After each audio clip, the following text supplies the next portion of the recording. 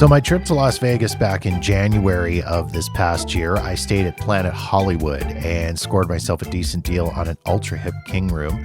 Doing a little tour of the room here as we start off in the bathroom. You can see big vanity, big soaker tub, toilet in a separate area, shower, nice size, well set up.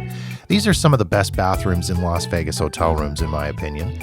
As we make our way into the main part of the room, you can see the nice big king-size bed, very comfy.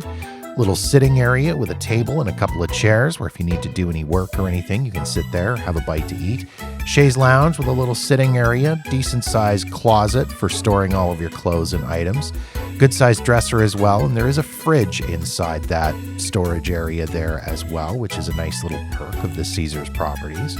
I had a pretty decent view on this trip. I was facing west, looking out at the Bellagio and the Cosmo. I also had a view of the pool area, which at this time of the year didn't really mean much to me because it was January and the pool's closed. If you're staying there in the summertime, I could see how this could maybe get a little bit noisy. I've stayed at some hotels where I'm facing out onto the pool, and it can be a little bit annoying at times. But as you can see, overall, a really nice room at Planet Hollywood, the Ultra Hip King room. Decent room.